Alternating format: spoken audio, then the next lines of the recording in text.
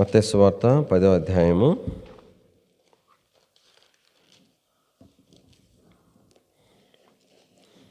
3వ వచనం అందరం కలిసి చదువుకుంటాం.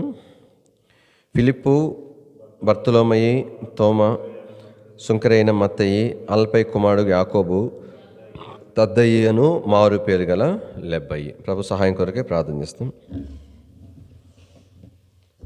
ప్రియమైన మా తండ్రి, పరిశుద్ధులైన దేవా, మీకు స్తోత్రాలించుకుంటున్నాం. మేము చదివిన లేఖన భాగంలో పేర్కొనబడిన ప్రభా అపోస్తులైన మీ శిష్యుని బట్టి స్తుతిస్తూ కనపరుస్తుంటున్నాం. మమ్మల్ని కూడా మిమ్మల్ని వెంబడించే వారుగా ప్రభా తండ్రి, మీ చేత పంపబడేటువంటి వారుగా ప్రభా తండ్రి, మీ శిష్యులుగా మీరు మమ్మల్ని కూడా చేస్తున్నారని బట్టి స్తోత్రములు. ప్రభా మాకు ముందున్నటువంటి ప్రభా తండ్రి భక్తుల యొక్క జీవితాలు ప్రభా మేము సేవించడం కొరకే మాకును సహాయపడినట్లుగా చేయము. అయితే మేము దాసులను దయతో దృష్టించండి. ప్రేమ మా తండ్రి మరుగుపరచవలసింది ప్రార్థన చేస్తుంటున్నాం. మీ దయలను అసలు అర్పించుకుంటూ మీ కృపను మీ సహాయంను కోరుకుంటూ యేసు ప్రభువారి యొక్క శ్రేష్టమైన ఘనమైన ఉన్నతమైన పరిశుద్ధ నామంలో స్తుతించి ప్రార్థించి మహిమ పరిచడి వేడుకుంటున్నాం తండ్రి, ఆమేన్. ఈ దినాల్లో శిష్యులు వచ్చేటువంటి సంగతులు కొంతమేర మనం జ్ఞాపం చేసుకుంటూ వస్తుంటున్నాం. ఇదే 10వ అధ్యాయం 3వ వచనంలో తోమా వరకు మనము జ్ఞాపం చేసుకున్నాం. ఆ తర్వాత సుంకరి అయినటువంటి మత్తయిని గురించి కూడా మనకు జ్ఞాపకం చేయబడతా ఉంది. కానీ మత్తయి అనే మాటకు యెహోవా దానము అనే చక్కని అర్థం. మొత్తానికి ఈ మత్తయి సువార్త కూడా మత్తయి వ్రాసినట్లుగా మధ్యాహ్న వాక్యంలో మనకు జ్ఞాపకం చేయబడుతుంది. దీన్ని బట్టి మత్తయి కేవలం ప్రభువును వెంబడించిన అపోస్తలులు మాత్రమే కాదు, కానీ దేవుని యొక్క లేఖనములను ఎంతో మరి తేటగా ఎరిగిన వాడుగా, వాటన్నిటిని ఎంతో ధ్యానించిన వాడుగా, చక్కగా విభాగించిన వాడుగా కూడా మనం చూడగలుగుతాం. ఈ మత్తయి సువార్తలో మరి ఎక్కువగా మత్తయి యూదుల మధ్య తను సేవ చేస్తూ వచ్చినాడు. కాబట్టి వాళ్ళని ఒప్పించడం కొరకై అనే అవసరమైనవన్నీ కూడా ఈ మత్తయి తను నేర్చుకుని మరి బోధించినట్లుగా చూస్తాం. మనం చూడం. కానీ మత్తయి సువార్త 1వ అధ్యాయంలో ఆ యొక్క వంశావళుల పేర్లన్నీ మరి తను పేర్కొంటూ వచ్చినాడు. అబ్రహాం దగ్గర నుండి యేసు ప్రభు వరకు. తర్వాత ఎంత చక్కగా తను మరి ఆ లేఖనాలను పరిశోధించినాడో, ధ్యానించినాడో మనకు అర్థమవుతుంది. అబ్రహాం దగ్గర నుంచి దావీదు వరకు 14 తరాలను లెక్కలేసినాడు. దావీదు నుంచి బబులోనుకు వెళ్ళే వరకు 14 తరాలని లెక్కలు వేసినాడు. బబులోనుకు వెళ్ళిన కాలం నుంచి యేసు ప్రభు వరకు 14 తరాలు. అంటే దేవుని యొక్క లేఖనాలు అనేటువంటివి ఎంత మరి దీర్ఘమైన దృష్టితో, ఎంత సూక్ష్మమైన దృష్టితో వాటిని పరిశీలించి చదివి తను ధ్యానించి రాసేటువంటి అభ్యాసము మత్తయికి ఉన్నట్లుగా మనకు అర్థమవుతుంది ఈ దినాలలో. కాబట్టి నీవు నేను సంపాదించుకోవాల్సింది ఏంటంటే దేవుని యొక్క వాక్యం. దేవుని వాక్యం ఎంతో మనం పరిశోధించాలా, చదవాలా. ఎందుకోసం దేవుని వాక్యాన్ని పరిశోధించాలా, ఎందుకు దేవుని వాక్యాన్ని ధ్యానించాలని అంటే దేవుని వాక్యంలో మంచి మంచి పాయింట్లను పెట్టుకొని మంచి తలంపులు చక్కని బోధలు చేయడం కొరకు కాదు, కానీ దేవుని వాక్యం ధ్యానించుట ద్వారా దేవుని యొక్క హృదయమును నేను ఎరగటానికి వీలవుతుంది. తద్వారా కొంతమేర దేవుని మార్గంలో నడుచుకోవడానికి నాకు ప్రయోజనకరంగా ఉంటుంది. కాబట్టి మత్తయి ద్వారా ఎంత చక్కగా మనము తెలుసుకోవచ్చు. మెట్టుకు మత్తయిని గురించి మనకు ఇక్కడ పరిచయం చేయమని దాంట్లో సుంకరి అయిన మత్తయిని మనకు జ్ఞాపం చేయబడింది. సుంకరి అనే మాటకు అర్థమైందంటే, సుంకరి అంటే సుంకాన్ని వసూలు చేసేవాడిని సుంకరి అని పేర్కొంటా వచ్చినారు. కానీ ఈ యొక్క సుంకరులు వీళ్ళని ఎవరు నియమించే వాళ్ళంటే రోమీయులు వారిని నియమించారు. ఇశ్రాయేల్ ప్రజలు రోమా యొక్క ప్రభుత్వం కింద ఉన్న దినాలు అవి.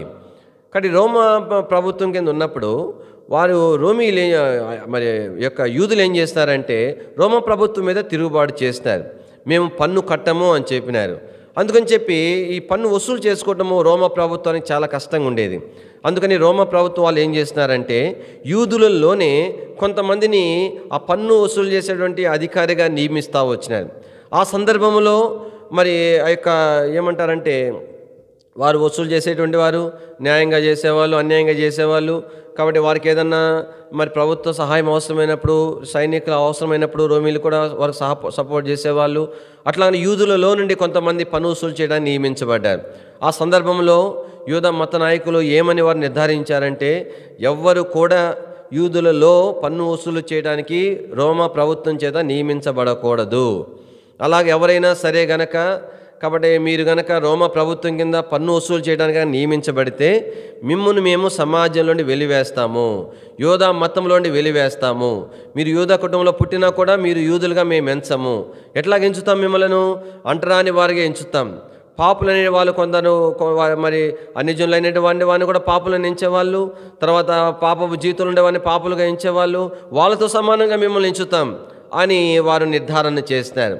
అయినా కూడా కొంతమంది ఆ యొక్క పన్ను వసూలు చేయడానికి నియమించబడ్డారు. వాస్తవానికి ఈ పన్ను వసూలు చేయడానికి నియమించబడేవారు ఖచ్చితంగా వారు ధనవంతులు అయినటువంటి వారే ఉండేవంటారు. కాబట్టి అందుకనే మనం చూస్తాం జక్కయ్య గురించి సుంకపు గుత్తదారుడు అనే మాట చూస్తాం. అంటే అర్థం ఏంటంటే గుత్తగా అనమాట. అంటే కొన్ని గ్రామాలన్నీ కలిపి, కొంత ప్రాంతమంతా కలిపి పన్ను వసూలు చేయడానికి వారు రోమా ప్రభుత్వం అధికారం పొందేవాళ్ళు. గుత్తగా అంటే దాన్ని ఏమంటారంటే ఒక కాంట్రాక్ట్గా ఒక ప్రాంతం అంతటిని వాళ్ళు నియమించేవాళ్ళు. అప్పుడు వీళ్ళు ఏం చేసేవాళ్ళంటే రోమా ప్రభుత్వానికి ఈ ప్రాంతంకి లేదంటే ఈ ఊరికి ఇంత అని చెప్పి ముందుగానే అడ్వాన్స్గా పన్ను కట్టేసేవాళ్ళు. కట్టేసి వీళ్ళకు అధికారము సంపాదించుకునేవాళ్ళు ఆ పన్ను వసూలు చేయడానికి. అధికారం అనేది అంటే వచ్చిపోయి మనకు అర్థం కావాలంటే ఈ రోడ్డు ట్యాక్స్ ఉంటుంది కదా, ఏమంటారు వాటిని, టోల్ గేట్ అంటారు. వాళ్ళు ఏం చేస్తారు, ఆ యొక్క రోడ్డు అంతా కూడా కొన్ని వందల కోట్ల రూపాయలు పెట్టుబడి పెట్టి వాళ్ళు వేస్తారు. తర్వాత గవర్నమెంట్ ఆ రోడ్ ట్యాక్స్ వేయడానికి ఇన్ని సంవత్సరాలకని వాళ్ళకి అధికారం ఇస్తుంది. వాళ్ళు పెట్టిన పెట్టుబడి అంతా కొంత ఎక్కువే వస్తుంది, అట్లా లెక్కలేసే వాళ్ళు వేస్తారు, మళ్ళీ అంతా వసూలు చేసుకుంటారు, అంతకంతకు వసూలు చేసుకుంటారు. అట్లాగన ఈ పన్ను వసూలు చేయడానికి నియమించబడి మరి వాళ్ళు పన్ను వసూలు చేసేవాళ్ళు. ఆ క్రమంలో ఇప్పుడు వాళ్ళు ఎంత పెట్టుబడి పెట్టినారో అంతకంటే ఎక్కువ రాబట్టుకోవాలి కాబట్టి వాళ్ళు అధికమైన పన్ను కూడా వసూలు చేసేవాళ్ళు, అన్యాయంగా కూడా వసూలు చేసేవాళ్ళు. కానీ ఇప్పుడు వాస్తవికంగా మత నాయకుల యొక్క మాటను తిరుగుబాటు చేసిన దాన్ని బట్టి కూడా వారు మరి పాపులుగా అంటరాని వారుగా ఎంచబడతా వచ్చారు. అదే సమయంలో వారు శోధించబడి ధనవంతులు కాబట్టి డబ్బు కొరకే ఆ ఉద్యోగం చేస్తున్నారు కాబట్టి అంత పెద్ద మొత్తము రోమా ప్రభుత్వం చెల్లించారు కాబట్టి అంతకంటే ఎక్కువ సంపాదించుకుంటూ కొరకై వారు అన్యాయంగా కూడా ఇచ్చేవాళ్ళు కాబట్టి కూడా సమాజంలో వారిని చిన్న చూపు చూసి వెలివేసేటువంటి వారు. అందుకని దేవుని వాక్యంలో మనం చూస్తాం. కనుక యేసు ప్రభు యొక్క ఎన్నికలో ఆయన సేవ చేయడం కొరకై, ఆయన పరిచర్య చేయడం కొరకై సుంకరిగా ఉన్న మత్తయిని కూడా యేసు ప్రభు వారు ఏర్పాటు చేసుకున్నాడు. వాస్తవానికి ఈ సుంకరులను సమాజం అంతా అసహించుకునేటువంటి ఆ పని వారిది అయితే కావచ్చు, అది లాభదాయకమైతే కావచ్చు, వాళ్ళ ధనవంతులైతే కావచ్చు, వాళ్ళు యూదులుగా పుట్టి ఉండవచ్చు. అయితే ఆ పనిని బట్టి వారందరి చేత తృణీకరించబడ్డారు, అసహించుకోబడ్డారు. అట్లాంటి వాళ్ళని సేవకు పిలుచుకుంటే కొంతైనా సరే ఆ ప్రభావం తన సేవ మీద ఉంటుంది కదా, యేసు ప్రభు మీద కూడా ఉంటుంది కదా. ఇట్లాంటి వాడిని సేవకు పిలుచుకున్నాడు అనేటువంటిది ప్రభుని గురించి కూడా అనుకునే అవసరం ఉంటుంది కదా. మరి ప్రభు ఎందుకు అట్లాగా ఆలోచన చేయలేదు మనకు తెలియదు. అయితే సుంకరైనటువంటి మత్తయిని కూడా ఆయన సేవ కొరకై పిలుస్తూ వచ్చాడు. మనం ఒక పేజీ ప్రక్క తిప్పితే మత్తయి సువార్త 9వ అధ్యాయంలో మనం చూడగలుగుతాం. మత్తయి సువార్త 9వ అధ్యాయం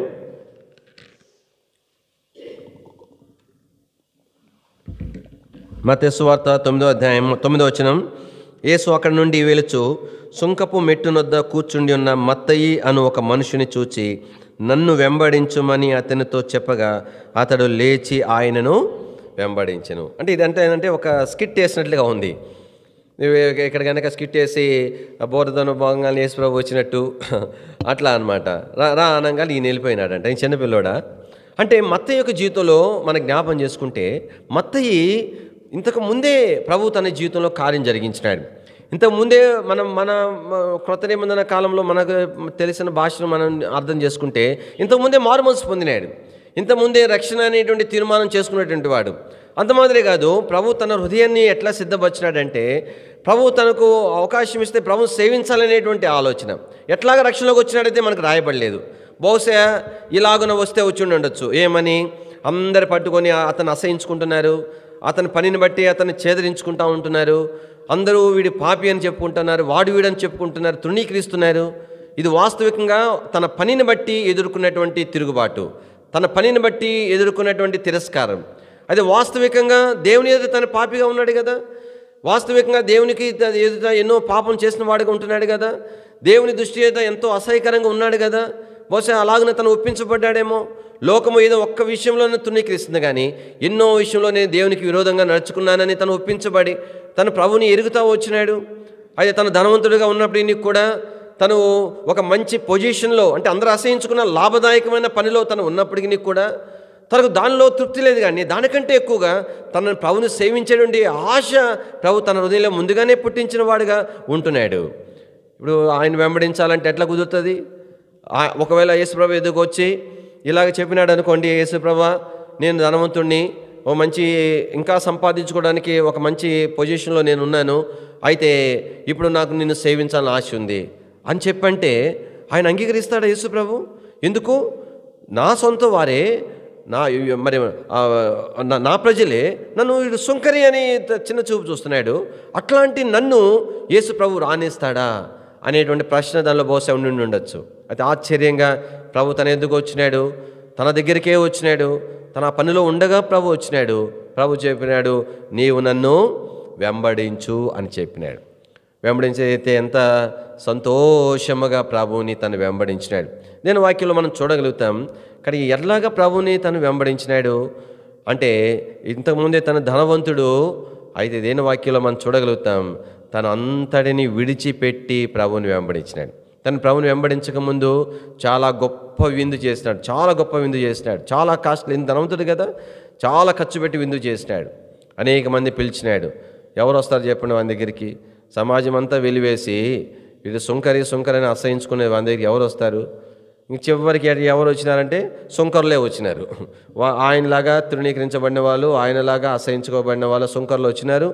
సుంకర్లతో పాటు కూడా ఎవరు వచ్చినారు? పాపులు కూడా వచ్చినారంట. అదేంటి అంటే సుంకర్లే పాపులుగా ఎంచబడినారు. అయితే పాపులు అనేటువంటి వారు వేరేగా ఉన్నారు, పాపులుగా ఎంచబడిన వారు ఉన్నారు, వాళ్ళు కూడా వచ్చినారు. అంటే అర్థం ఏంటి? ఇప్పుడు వీళ్ళు సమాజంలో వెలేసినారు సుంకర్లను, దేనికి రానివ్వరు, వాళ్ళ పెళ్ళిళ్ళకి వీళ్ళు పోరు, వీళ్ళ పెళ్ళిళ్ళకి వాళ్ళు రానియరు. అట్లాగా వాళ్ళు ఏం చేస్తున్నారంటే వెలేసేస్తున్నారు. ఇప్పుడు వాళ్ళు ఏదైనా కార్యం పెట్టుకుంటే ఎవరు వస్తారు చెప్పండి? ఎవ్వరు రారు, సొంతోళ్ళు రారు, ఎంత బంధువులైనా ఎంత స్నేహితులైనా ఎవ్వరు రారు. కొంత ఎంతో ఎంత ఇష్టం ఉన్నా కూడా సమాజానికి భయపడి రారు. వాటికి పోతే ఆల్రెడీ ఆజ్ఞలు ఉన్నాయి కదా మత నాయకుల నుంచి, అక్కడ దాన్ని మీరిపోతే మనకు కూడా ఇదే గతి పట్టిద్దిరా, మన పిల్లలకు కూడా ఎవరు రారు అని చెప్పి ఎవరు కూడా పోరు. అట్లాంటప్పుడు వాళ్ళు చిన్న ఫంక్షన్ పెట్టుకుంటే ఎవరు రావాలా? అప్పటికే పాపులు అనేవాళ్ళు ఉన్నారు, వాళ్ళను కూడా రానిరు. వీళ్ళు పాపులు కాదు, వీళ్ళు సుంకరులు, పన్ను వసూలు చేసేవాళ్ళు, వాళ్ళు పాపులు.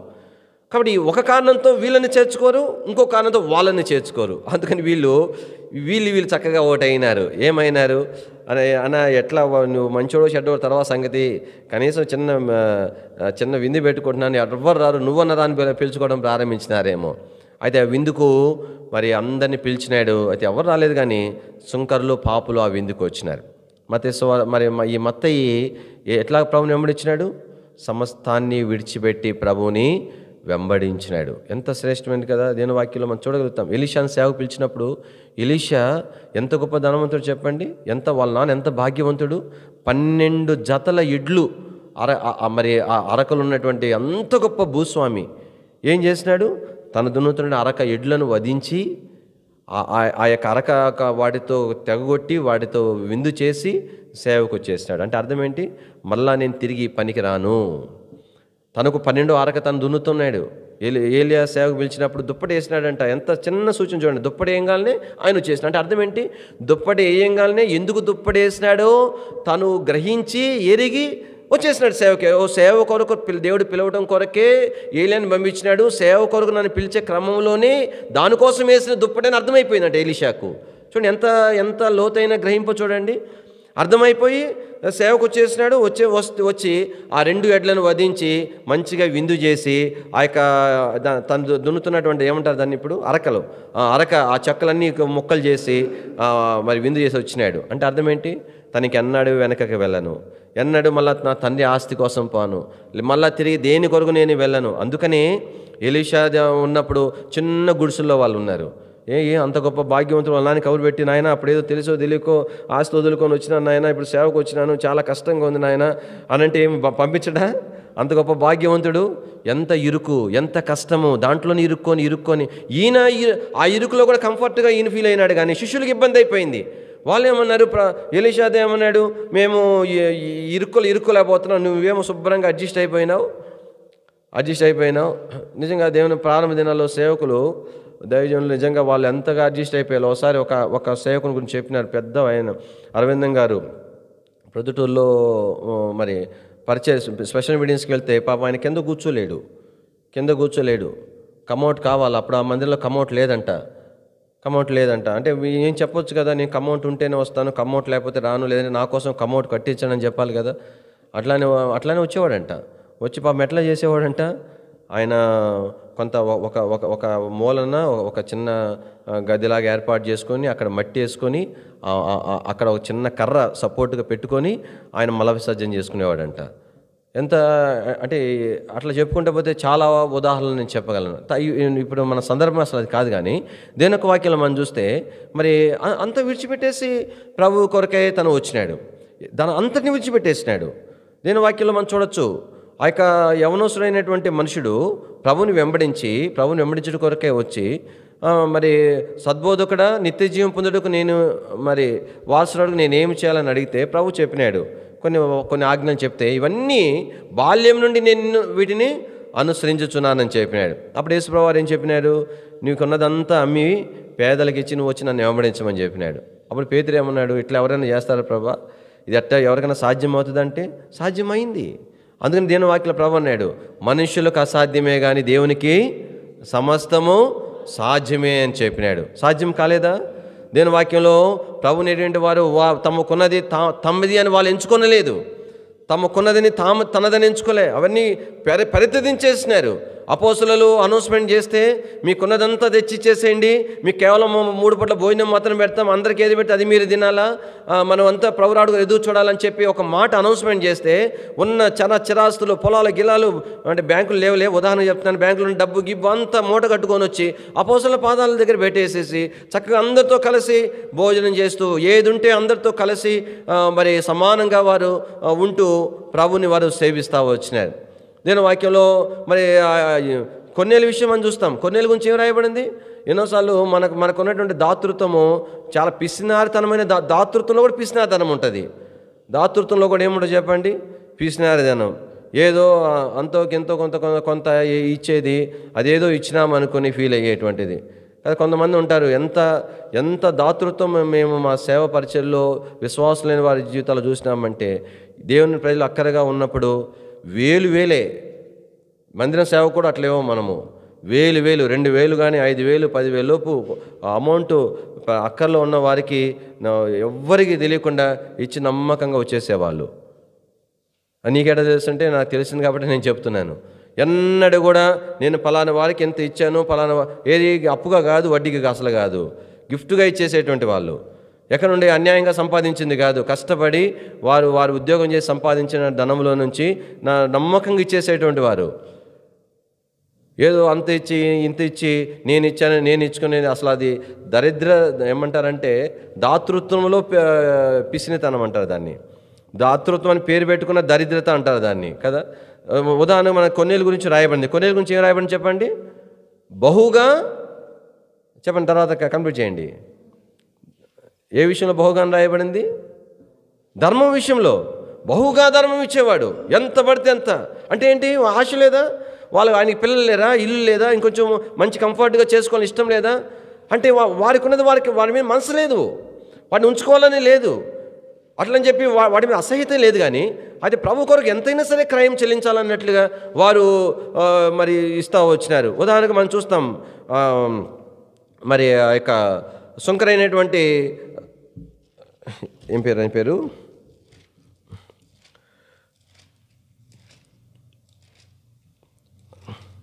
జక్కయ్య గురించి ఏం రాయబడింది మనం చూడం. కానీ జక్కయ్య గురించి ఏం రాయబడింది, జక్కయ్య ఏమన్నాడు, నాకున్న దాంట్లో సగం ఏం చేస్తా అన్నాడు, బేదలకి ఇస్తాడు, మొత్తం పోయా అంఫట్.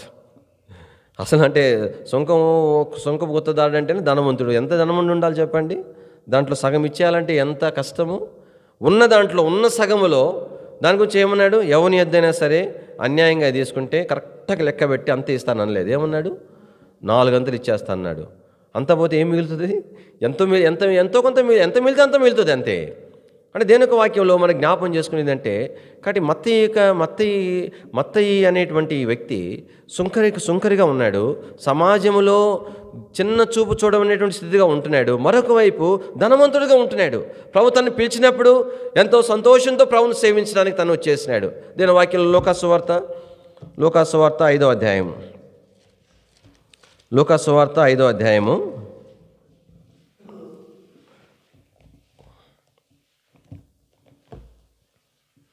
27వ వచనం నుండి చదవండి ఎవరైనా.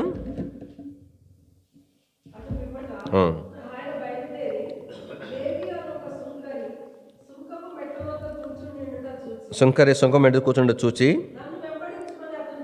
ఇక్కడ లేవి అన్నా కూడా మత్తయి కొన్న మరొక పేరు, నన్ను వెంబడించమని చెప్పగా అతడు సమస్తమును విడిచిపెట్టి లేచి, అంత ఉంటే ఇంకా బాగా సేవ చేయొచ్చు కదా, ఇంకా పరిచయలో ఖర్చు పెట్టవచ్చు కదా. 5,000 మందికి డబ్బులు లేవే అని చెప్పి పిలుపు నాడటము, పిలుపు లెక్కలు చెప్పడము, ఇంత ఇప్పుడు ఏడుండి వస్తుంది అంటాము, ఇదంతా లేకుండా పోతుంది కదా, ఎంత లేకుండా పోతుంది కదా. కాడే మరి రోజు రాత్రులు వెళ్ళి ఎవరు ఇంటికి పిలుచుకోపోతే అందరూ ఎవరింటికి వాళ్ళు పోతే ఎందుకు కొండకు పోవాలా, మంచిగా ఒక షెల్టర్ ఏర్పాటు చేసుకోవచ్చు కదా. సమస్తమును కూడా విడిచిపెట్టి ప్రభువుని వెంబడించినాడు. అందుకని వెళ్ళేటప్పుడు ఏం చేశాడంట, 29 వచ్చిన లేవి తన ఇంట ఆయనకు గొప్ప విందు, కానీ గొప్ప విందు చేసి మరి దేవుని యొక్క సేవకు వచ్చేసినాడు. నేను వాక్యాలు మనం చూడగలుగుతాం. ఈ యొక్క లేవి గురించి ఈ మత్తయి సువార్త 9వ అధ్యాయంలో మళ్ళీ ఇదే భాగానికి వస్తే ఇంట్లో గొప్ప విందు పెట్టినారు. ఎవరెవరు వచ్చినారు? 10వ వచనం, ఇంటిలో భోజనమునకు యేసు కూర్చుని ఉండగా ఇదిగో సుంకరులను పాపులను అనేకులు వచ్చి, ఇంక వీళ్ళు తప్ప ఇంకెవరు రాలా, ఒక్కడంటే ఒకరు రాలా యూదుల్లోనండి. ధనవంతుడైనా కూడా దాన్ని కూడా చూడలే, అవి సుంకర అనేదే చూసినారు కానీ వాడు ధనవంతుడని చూడలే, మనోడే అని చూడలే, మన యూదుడే అని చూడలే, మన బంధువు అని చూడలే, ఒక్కడంటే ఒకళ్ళ అంత కట్టు అన్నమాట. ఆ దినాల్లో మత నాయకులు అంత పవరు. ఇప్పుడు కూడా అదే కదా, పోప్ అంటే అర్థం ఏంటి, మతాధికారము ప్లస్ రాజ్యాధికారం రెండు కలిపింది ఉంటుంది. కానీ వాళ్ళు ఏది చెప్తే అంతే. కానీ ఎవరు వచ్చినా చివరికి ఈయనలాగా తృణీకరించబడిన వాళ్ళు సుంకర్లు వచ్చినారు, తర్వాత పాపులు అని చెప్పి తృణీకరించబడినవారు వారు అనేక మంది వచ్చినారు. నేను వాక్యంలో మనం చూస్తాం, అనేక మంది వచ్చి వచ్చి వచ్చి వచ్చి వచ్చి వచ్చి వచ్చి ఎక్కడికి వచ్చినారంటే వీళ్ళంతా చదవండి. ఎవరు ఎదుగు వచ్చినారంట? అరే ఇంకే నేరుగా యేసుప్రభు దగ్గరికి వచ్చేసినారంట. యేసుప్రభు అని ఉండాల్సింది, ఏదో నాకు అవసరం అని చెప్పి మత్తయి కొంచెం యవనస్తుడుగా ఉన్నాడు, యాక్టివ్గా ఉన్నాడు, ఇట్లాంటి అవసరం అన్నట్టు నేను పిలిచినాను. కానీ అసలు సొంకరి నేను ఆయన పిలవకూడదు, పిలిస్తే నాకు చెడ్డ పేరు వస్తుంది, పోయి శిష్యులు యేసుప్రభు శిష్యులు ఇట్లాంటి వాళ్ళు ఉన్నారు అనేది ప్రాపగాండ అయిపోతుంది. కాబట్టి ఎట్టు ఏదో ఆయన పిలిచానని చెప్పి ఇదే సందని చెప్పి మీరంతా ఆ సొంకరి ఎట్టు వస్తే యేసుప్రభు ఇట్లా పైకి కిందకు చూసి, ఏడికి వస్తున్నావు, నా దగ్గరికి వస్తావా, నువ్వెవరివి, నీ సమాజంలో నీ స్థాయి ఎలాంటిది, నీ స్థితి ఎలాంటిది, అందరూ తృణీకరించే నువ్వు ఎట్లా వస్తావు నా దగ్గరికి, మత్తయి పిలిచినంత మాత్రం నిన్ను కూడా రమ్మని చెప్పినానా. ఇటు పక్క చూస్తేమో పాపులు వచ్చినారు, వాళ్ళు పైకి కింద చూసి నువ్వెవరువు, నువ్వు పాపివి, ఏదో వాళ్ళ ఇంట్లో వచ్చినానని చెప్పి మీరు కలుసుకొని ఉండొచ్చు, ఎప్పుడైనా చిన్న ఫంక్షన్స్ పెట్టి కలుసుకొని ఉండొచ్చు, వచ్చిన రండి, నేరుగా నా దగ్గరికి వచ్చేస్తే ఎవరైనా చూసిన వాళ్ళు ఏమనుకుంటారు, యేసు ప్రవక్త నిజంగా ప్రవక్తనా కాదా, ఎట్టంటోని బట్టి అట్టంటోని దగ్గర రానిస్తున్నాడే అని నాకున్న సిగ్గుపోతుంది కదా. నేను అట్లాంటోని కాదు కదా, నేను ఒక సొంకర్ని కాకపోతేనే, ఒక ధనవంతుని కాకపోతేనే, ఒక పాపిని కాకపోతే, నేను బోధకుడిని, నాకు మంచి పేరు ప్రఖ్యాతులు ఉన్నాయి. కాబట్టి నేను బోధ చేస్తే 1000 మంది వచ్చి వినేటువంటి ఇంత మంచి పెద్ద స్పీకర్ని నేను దేవుని కుమారుడిని, నేను ఎక్కడ పడితే వచ్చేసేయడమేనా. ఆయన ఎందుకు వచ్చినారంట, ఎట్లాగొచ్చినారు, బహుశా మత్తి దగ్గరకు వచ్చి ఉంటారు. అయ్యా నువ్వు సుంకరమే కదా, మేము సుంకరలమే కదా, సమాజం లేస్తుంది కదా, పాపలు కూడా వచ్చి ఉంటారు. అన్న నువ్వేం పిలిచినావు, విందుకు పిలిచినా బాగానే ఉంది, అది యేసుప్రభు ఉన్నాడు కదా, యేసుప్రభు దగ్గరికి ఉంటే మనమంటే వెలివేయబడిన వాళ్ళం, అనవసరం మన వల్ల ఆయనకి ఎందుకు చెడ్డ పేరు రావాలా. ఇంతకీ మనం ఎట్లా కొట్టాం, మరి ఆయన మీద ఇష్టంతో మనం పోయినాము అనుకోండి, ఆయన రానిస్తాడా, రానీడా? ఆయన అంటే బహుశా మొత్తం చెప్పున్నాడు. నేను కూడా అదే అనుకున్నాను. నేను దేవుని ప్రేమించేవాడినిగా, దేవుని ఎరిగిన వాడినిగా, ఆయన వెంబడించిన ఆశ కలిగి ఉన్నాను. అయితే నాలాంటి వాడిని ప్రభు పిలుస్తాడా అని అనుకున్నాను. అయితే ఆయనే నా ఎద్దుకు వచ్చినాడు.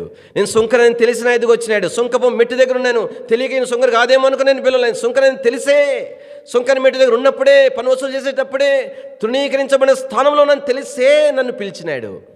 ఆయన తృణీకరించేవాడు కాదు. నన్ను ఇష్టపడిన వాడు నిన్ను కూడా ఇష్టపడతాడు. ఇంకొక ఆమె అమ్మ నన్ను కూడా ఇష్టపడతాడు, నిన్ను కూడా ఇష్టపడతాడు. ఎస్, అందరూ ఆ ప్రభు ఎద్దుకు వచ్చినారు. ప్రభు ఎద్దుకు అంటే సరే వచ్చినారు. శిష్యులు ఏం చేయాలా? శిష్యులు కూడా ఆలోచన చేసుకోవాలి కదా. మరి ఏంద్ర నాయన ఇట్లా చేసి పెట్టినాడు యేసు ప్రభు ఇప్పుడు దాకా బాగా యోహాన్ ఈ బ్యాచ్ అంతా యోహాన్తో ఉన్నోళ్ళు, ఈ మత్తయి ఇంకా కొంతమంది తప్ప పేతురు కానీ, తర్వాత యోహాన్ కానీ, తర్వాత అంద్రే కానీ, వీళ్ళంతా ఫస్ట్ ఈ బ్యాచ్ అంతా యోహాన్ బ్యాచ్. యోహాను శిష్యులుగా ఉండి సేవ చేసిన వాళ్ళు. యేసు ప్రభుతో అంటే ఇంకా మంచి పాపులర్ అవ్వచ్చు అనుకున్నారా? ఎట్లా అనుకున్నారు వేరే సంగతి. ప్రభుతో అరే మనము చక్కగా యోహాన్తో ఉన్నప్పుడు బాగా పరిచయం చేస్తుంటేమి, ఇప్పుడు పోయి ఈయన దగ్గరికి వస్తేమి, ఈయనేమో మనల్ని తీసుకుని ఏడ తీసుకుపోయినాడు, ఒక సుంకని ఏర్పాటు చేస్తున్నాడు. సుంకని ఏర్పాటు చేసినప్పుడు చెప్పాలి కదా. సుంకని ఏర్పాటు చేసినప్పుడు ఏం చెప్పాలా? సరే నువ్వు నమ్ముకున్నావు, ఇంకెవరికి చెప్పాక నువ్వురా, నీకు సుంకరివి అయినా కూడా నేను పిలుస్తానని చెప్పాలా? విందన్నాడు, విందైనప్పుడు చెప్పాలి కదా. ఏమన్నా పడితే వాళ్ళని విలవబాక మళ్ళీ నాకు చెప్పకుండా పిలిచేవు పొరపాటున అని చెప్పాలి కదా. అరే ఒక్కడు యూదుడు అనేవాడు కానీ మరొకడు లేడు, మొత్తం అదే బ్యాచ్ అట్టనే దిగినారు. వాళ్ళ మధ్యలో ఆయనేమో మరి ఆయన ఏందో నాకు అర్థం కాలేదు, మొత్తం అందరిని రానిస్తున్నాడు, అందరూ ఆయన దగ్గరికి వెళ్ళిపోతున్నారు. ఈయన మొత్తం ఏమో పొండి ఆయన ఏమనుకోవడానికి చెప్తున్నాడు, ఈయన కూడా రండి కూర్చోబెట్టుకుంటున్నాడే. ఈ బ్యాచ్లో మనం ఉంటే మనమేం సేవ చేయాలా? మనకున్న పరువు ప్రతిష్టలు ఏంటి? వీళ్ళని ఆలోచన చేసుకోవాలి కదా. ముందు ఆయన ఎదుగు వచ్చినారంటే తర్వాత ఏం రాయబడింది కంటిన్యూషన్గా చదవండి పాపులను ఆయన అనేకులు వచ్చి 10వ వచనం ఆయన యొద్దను ఆయన శిష్యుల యొద్దను కూర్చున్నారు. మరి వీళ్ళకి ఎట్టుందో అర్థం కాల. కక్కలేక మింగలేక ఆయనే గమ్ముకున్నప్పుడు మనమేమన్నంటే మళ్ళీ ఆయన అనుకుంటారేమో, యేసు ప్రభు అనుకుంటారేమో. ఇష్టంగా కూర్చోబెట్టుకున్నారు మనకు తెలియదు. కానీ మొత్తానికి ఆ సుంకరులు వచ్చేసినారు. మరి మత్తయి కూడా చెప్పినాడు, ఈయన కూడా పిలుచుకున్నాడు, పోయినాడు. శుభ్రంగా ఆయన పక్కన కూర్చోబెట్టుకొని భోజనానికి కూర్చున్నారు. దేని వాక్యంలో మనం చూస్తాము, ఇట్లా భోజనానికి కూర్చుంటే ఇంకా ఎవరు వచ్చినారంట చెప్పండి, చదవండి. వీళ్ళకేం పని చెప్పండి? అసలు యూదులే వీడు సుంకరే అని చెప్పి వాడిని వెలేస్తే, అందుకని జక్కయ్య గురించి ఏం రాయబడింది? జనాలు ఏమనుకున్నారు? జక్క ఇంటికి పోతుండే యేసు ప్రభు పాప ఇంటికి పోతున్నాడే, ఇట్లాంటి వెలేసినోడు ఇంటికి పోతున్నారే, వీని యేసు ప్రభు తెలియదా ఈయన ఎట్లాంటోడో అంటే? ఇక్కడేమో బోస ఏమనుకున్నాడంటే ఈయన తెలియకపోతున్నాడు అనుకున్నారు. ఏంది జక్కయ్య పన్ను వసూలు చేసేవాడు అని సంగతి తెలియకపోతున్నాడు అని అనుకున్నారు. ఇక్కడికి వచ్చేసరికి ఆ సొంకం వసూలు చేసే ఆ పని దగ్గరికే పోయి పిలిచినాడు, మత్తయిని సేవకురు పిలిచినాడు. అంటే దేనికి వాక్యంలో మనం చూస్తే సరే ఎవరు పోలే, అసలు ఎవరు ఎందుకు పోలే, మిగతా వాళ్ళు ఎందుకు పోలేదు? అదే పెద్ద నేరం ఘోరం కాదు. కానీ ఆల్రెడీ మత నాయకులు చెప్పిన అనౌన్స్మెంట్ని బట్టి వారు సమాజం అంతా ఇలా ఎంచారు కాబట్టి ఇష్టమున్నా లేకపోయినా అందరూ కూడా ఏలేసినారు. అట్లాంటప్పుడు వీళ్ళు ఎందుకు రావాలా? వీళ్ళు ఎందుకు వచ్చినారంటే దాన్ని ఏమంటారు, రిపోర్టర్స్గా వచ్చినారనమాట. అంటే యేసు ప్రభు వీళ్ళని దగ్గర రానిస్తున్నాడా, డిస్టెన్స్లో పెట్టినాడా? మళ్ళీ రేపు పొద్దున మళ్ళీ అంటాడు కదా, గవాళ్ళని నేను చేసినామనుకో, నేను వెళ్ళినాను కానీ మత్తయిని పిలిచినప్పుడు వాళ్ళని దూరంగానే పెట్టాను నేను అని అంటాడేమో. దగ్గర నుండి చూడాలా బాగా ఆయన ఎట్లా చేస్తున్నాడో, వాళ్ళతో పాటు కలిసి తింటున్నాడా, దూరంగా పెడుతున్నాడా, ఎవరెవరు వచ్చినారు, మళ్ళీ అబ్బాయి వాళ్ళు రాలేదు, అబ్బాయి వీళ్ళు రాలేదు మళ్ళీ అంటాడు కదా. అందుకని వాళ్ళు వచ్చినారా, వాడు పాపి ఉన్నాడు మన ఊర్లో ఉన్నాడు కదా, వాడు కూడా వచ్చినాడా, ఫలానా ఆమె ఉంది కదా, ఆమె చాలా భయంకరమైన పాపి, ఆమె కూడా వచ్చిందా? ఆమె కూడా వచ్చింది. మొత్తం రిపోర్టింగ్ కోసం అనమాట. వచ్చి మళ్ళీ ఎందుకోసమని ప్రభువుని అడగడానికి ఏమని, నువ్వు ఇట్లాంటి పనులు చేయొచ్చునా అని అందుకు వచ్చిందనమాట.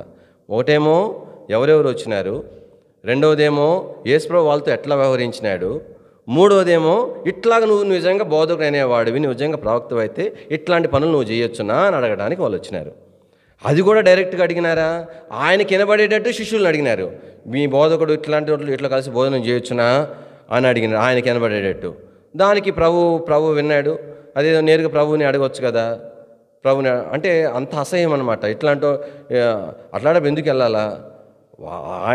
వీళ్ళందరూ ఆ పాపుల్లో ఉన్నాడు, ఆయన కూడా ఒక పాపే. ఇంకా అట్లాంటి మొహం నువ్వు ఎందుకు చూడాలా? వాళ్ళందరిని అసహించుకున్న అందరిని దగ్గర తీసుకున్నాడు, ఆయన ఎంత పెద్ద అసహ్యుడు ఉండాలా అని మొత్తానికి అడగాలి కదా, కనీసం అడగకపోతే ఎట్లాగా అని చెప్పి మొత్తానికి వచ్చినారు. వచ్చి అడిగితే ప్రభు ఏమన్నాడంట చూడండి, మత్తయి సువార్త 9వ అధ్యాయము ఏ మాట విని చదవండి, 11 వచ్చిన అక్క.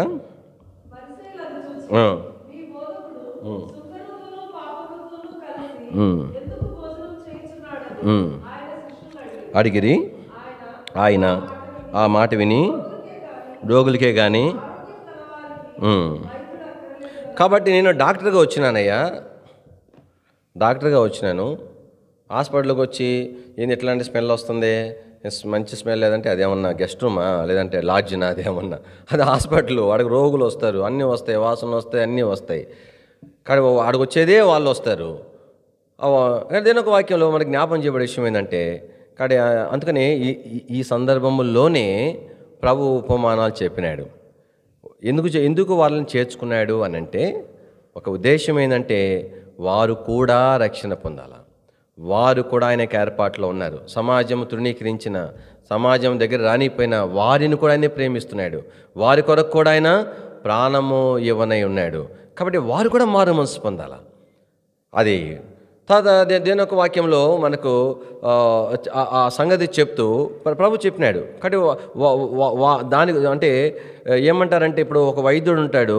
వైద్యం చేసే క్రమంలో ఒక 10 మందిలో ఒక ఇద్దరికి మాత్రమే మరి ఏమంటారంటే సక్సెస్ఫుల్గా తను చేయగలుగుతాడు.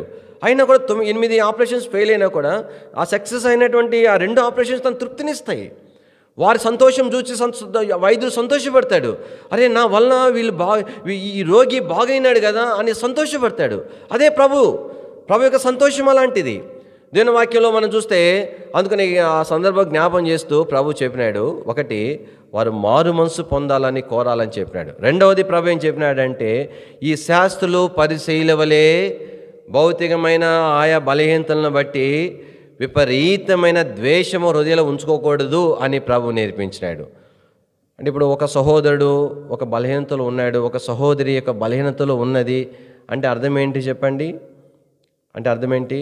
ఒకటి, కాబట్టి ఆ బలహీనతలో ఉన్న సహోదరుని కొరకు నేను ఏం చేయాలి? మొదటిదిగా ప్రార్థన చేయాలి. ప్రభా, నా సహోదరుడు ప్రభా, నా సహోదరి ప్రభా, నా వలే మరి ఏమంటారంటే ప్రభా, మరి ఒక తల్లికి పుట్టిన తమ్ముడిలాగా, ఒక తల్లికి పుట్టిన చెల్లిలాగా మన తమ్ముడు ఎట్లాంటో, చెల్లి ఎట్లాంటిదైనా, అక్క ఎట్లాంటిదైనా మనం ఎట్లా ప్రేమిస్తామో ప్రభా, ఒకే రక్తంతో కడుగుబడినటువంటి నా సహోదరుడు, నా సహోదరి బలహీనతలో ఉంది ప్రభా, నష్టంలో ఉంది, ప్రార్థన చేయాలా ప్రభా, ఎలాగైనా నువ్వు సమకూర్చు, ఎలాగైనా సరిచేయి, ఎలాగైనా చక్కవచ్చు అని మనం ప్రార్థన చేయాలా. రెండవది ఏం చేయాలా? ఎవరితోనైనా సన్నిహితంగా ఉండవచ్చు. యేసు ప్రభువు యొక్క మాదిరి చూపించినాడు. అయితే ప్రార్థనాపూర్వకంగా, ప్రేమపూర్వకంగా చెప్పాలా. సహోదరుడా, సహోదరి, ఇలా ఉండకూడదు కదా. నీ జీవితంలో ఉదాహరణ చెప్పు. నేను ఎన్నోసార్లు నష్టపోయాను, నేను నీకంటే యోగ్యురాలని చెప్పట్లేదు. అయితే ఆ సందర్భంలో ప్రభు నన్ను దర్శించినాడు, సంధించినాడు, సరిచేసినాడు. ఆ బలహీనతలో నేను నష్టం పొందగా సరి చేయబడి ద్వారా నేను ప్రభు నుండి మేలు పొందాను చెప్పాలి చక్కగా. ఒక బలహీనతలో ఉన్న వ్యక్తి విషయంలో ఒకటి, వారి కొరకు ప్రార్థన చేయాలా.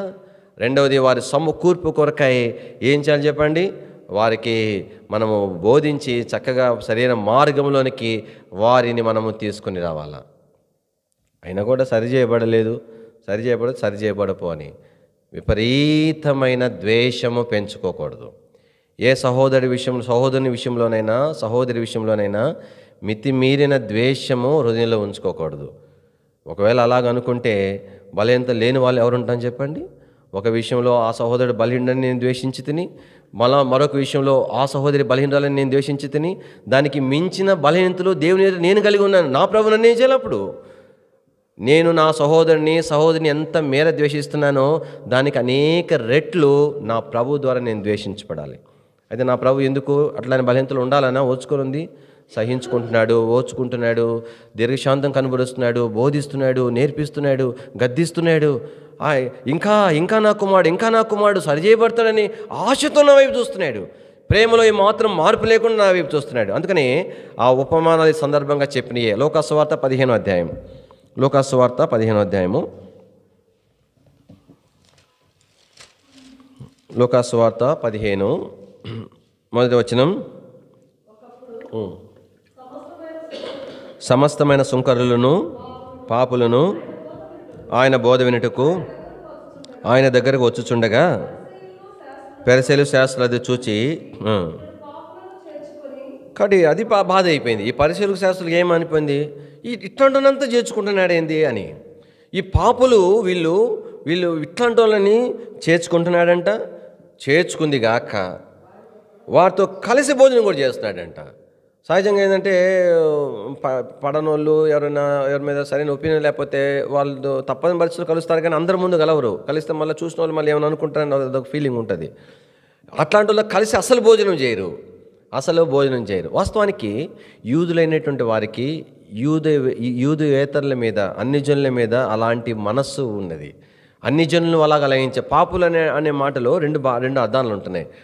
ఒక అర్థం ఏంటంటే లోకరీతిగా ఆయా దుష్కార్యాల్లో ఉన్నవారిగా ఎంచబడి ముద్ర వేయబడినవారు. మరొక అర్థం ఏంటంటే యూదులు కానీ యూదవేతరులు ఎవరైతే మరి అన్ని జనులు ఉంటున్నారో వారిని వారు పాపులుగా ఎంచుతూ వచ్చినారు. అట్లానే దేని వాక్యంలో మనం చూస్తాము, మరి ఆ యొక్క సమరయులను కూడా యూదులు ఏం చేస్తున్నారు, అట్లాగనే ఎంచిన. దేని వాక్యం రాయబడింది, యూదులు సమరయులతో ఏం చేయరని రాయబడి చెప్పండి, సాంగత్యం చేయరు. వాళ్ళు అసహించుకునే వాళ్ళు ఎవరు, సమరయులు కూడా యెహోవానే ఆరాధించేవాళ్ళు, అయితే యూదులు కాదు. అంటే యూదులైనటువంటి వారు యూద వేతనలను బట్టి కలిగిన సంతానం, అటు పూర్తిగా అన్ని జనులు కాదు, అట్లా యూదులు కాదు. అయినా కూడా వాళ్ళు కూడా రానిలా మిశ్ర జనాంగం వాళ్ళు కూడా రానిలా. అందుకు వాళ్ళు వేలేసేస్తే వాళ్ళు వేరే దేవుడిని నమ్ముకోలేక, వేరే దాన్ని వెంబడించలేక, వీళ్ళు రానిక మళ్ళీ వాళ్ళు సపరేట్గా ఒక మందిరం కట్టుకున్నారంట. అందుకని అనింది కదా, మేమంది మీరు అక్కడ యెరూషలేములో ఆరాధన చేస్తారు, మేమిక్కడ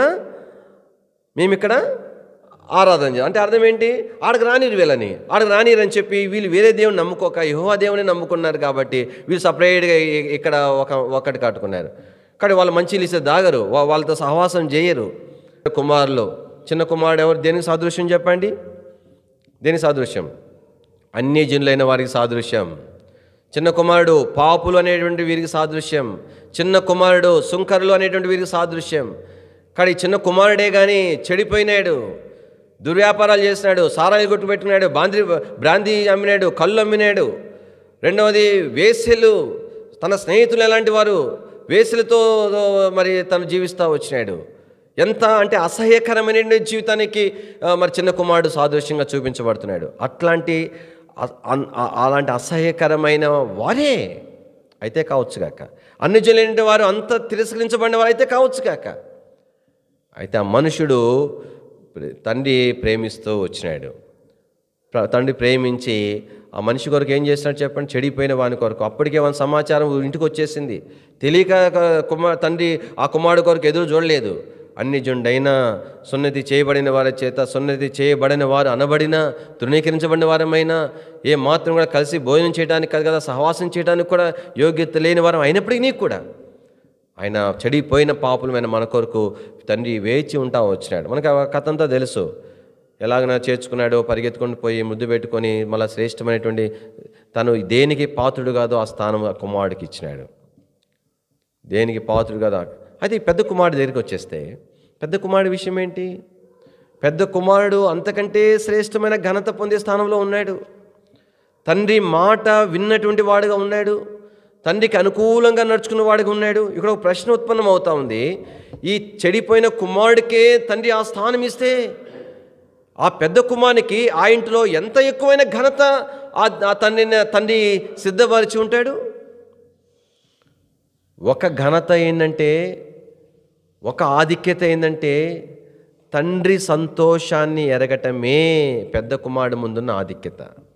ఎందుకున్నాడు, చిన్న కుమారులకు ఎందుకు పోలే, నా తండ్రిని సంతోషపెట్టాలా, నా తండ్రికి అనుకూలంగా ఉండాలా, నా తండ్రి హృదయానికి సమీపంగా ఉండాలా, నా తండ్రికి ఇష్టంగానే జీవించాలా అనే కదా ఉన్నావు. ఇప్పుడు నీ తండ్రి ఇష్టం ఏంటో నువ్వు ఎరిగినావా? నీ తండ్రి ఇష్టం ఏంటంటే చనిపోయిన కుమారుడు, తప్పిపోయిన కుమారుడిని మళ్ళా చేర్చుకోవడం తండ్రి సంతోషం. నిజంగా నీ తండ్రిని సంతోషపెట్టాలని నీకు ఉన్నప్పుడు నీ తండ్రి సంతోషమే నీ సంతోషంగా ఉండాలి కదా. 5వ వాక్యంలో మనం చూస్తాం, ఆ పెద్ద కుమారుడు ఎందుకోసమని బయటికి వెళ్ళిపోతా వచ్చినాడు అంటే ఆ కుమారుని మీద, వాని పనుల మీద విపరీతమైన ద్వేషం పెంచేసుకున్నాడు. రోజుకి తండ్రి క్షమించినా కూడా తను క్షమించలేనంత ద్వేషం పెంచుకున్నాడు. తండ్రి చేర్చుకున్నా కూడా అంగీకరించలేనంత ద్వేషం పెంచేసుకున్నాడు. తండ్రి బయటికి వెళ్ళినాడు కుమారుడి కొరకు. తండ్రి బయటకు వచ్చిన సందర్భం అవసరం లేదు. ఎన్నో మంది పనివారు, రెండు సందర్భాలు తండ్రి బయటకు వచ్చిన సందర్భం. ఒకటి చిన్న కుమారుని ఎదుర్కోవడానికి వచ్చిన సందర్భం, మరొకటి పెద్ద కుమారుని పిలుచుకుంటూ కొరకై వచ్చిన సందర్భం. నా కుమారుడా, అదంతా నీదే కదా. పిలిస్తే ఆ కుమారుడు అంగీకరించినాడా? అంగీకరించలే. అంటే తిరిగి తను తండ్రి ఇంటిలో అడుగు పెట్టకుండా తను బయటే ఉంచివేయబడటానికి ఆ చిన్న కుమారుడి విషయంలో తన హృదయంలో ద్వేషము కారణమైంది. దేవుని వాక్యంలో అందుకనే జ్ఞాపం చేసుకోవాలి దేవుని ప్రజలు మనం. కాబట్టి ఏ ఒక్కరి విషయంలోనైనా సరేగాక, దేనిని మనమే దేవుళ్ళం కాదు, దేవతలం కాదు. నేను ఎవరి విషయమైనా నా హృదయంలో మంచి ఒపీనియన్ ఉందంటే ఏయో కొన్ని మంచి పనులు చూచో, లేదంటే అతని మంచి పనుల గురించి వినో అలాంటి అభిప్రాయం పెంచుకున్నాను. అయినంత మాత్రాన అతని మంచి పనులన్నీ నాకు తెలియవు. ఏయో ఒకటండి శాంపిల్గా. ఒక వ్యక్తి మీద నా హృదయంలో విరోధ భావం ఉంచుకున్నానంటే ఏవో ఒకటి విషయాలు అతని గురించి వినో, లేదంటే ఒకటి విషయాలు చూచే నేను నా సహోదరుడు నా సహోదరి మీద నా హృదయంలో భిన్నమైన అభిప్రాయాలు పెట్టుకున్నాను. నాకు తెలిసింది ఇంతే. అయితే నా విషయం ఏంటి? నేను ప్రభువుకి అంతా తెలుసు, నా జీవితం అంతా తెలుసు కదా. నా ప్రభు నన్ను అంగీకరించవచ్చునా? నా ప్రభు నన్ను క్షమించవచ్చునా? ఇది వేరే అంశంలో పోతుంది. నేను అటువైపు నేను వెళ్ళను. కానీ అదే దేవుని వాక్యంలో ఈ పెద్ద కుమారుడు బయటికి వెళ్ళిపోవటానికి 2 కారణాలు. మొట్టమొదటి కారణం ఏంటంటే తను లోపట ఉంటూ హృదయములో లోక సంబంధమైన ఆశలు పెట్టుకొని ఉన్నాడు. ఈ కుమారుడేమో ఆశలు బయట పెట్టుకొని తిరస్కారం పొంది అవమానం పొంది వెళ్ళిపోయి చెడిపోయి మళ్ళీ వచ్చినాడు. ఈ పెద్ద కుమారుడు లోపటే ఉన్నాడు. అయితే లోపల మాత్రం ఆశలు చంపుకోలే. ఏ ఆశలైతే నా స్నేహితులతో నేను సంతోషించాలా, నా సొంత ఆనందించాలా అని బయట పెట్టుకొని వెళ్ళిపోయినాడు, అదే ఆశలు పెద్ద కుమారుడు హృదయంలో కూడా ఉన్నాయి. ఇప్పుడు ఈ పెద్ద కుమారుడు బయట ఎందుకు పెట్టలా? బయట పెడితే తెలిసిపోతుంది, పనివారు చూస్తారు, అరే వాళ్ళు అంటాడే వీడు కూడా అని అనుకుంటారేమో, పైకి మాత్రం నన్ను మంచివాడు అనుకోవాలని హృదయంలో తను లోక సంబంధమైన ఆశలు పెట్టుకొని లోపల ఉన్నాడు. అది ఇప్పుడు మనం ఏం చూస్తామంటే ఆ ఆశలే తండ్రి ఇంట్లోని తను బయటకు తీసుకుపోయినాయి. తండ్రితో అంటున్నాడు, ఏమన్నాడు? మనకు తెలిసిన విషయాలు కాబట్టి నేను జ్ఞాపం చేస్తున్నాను.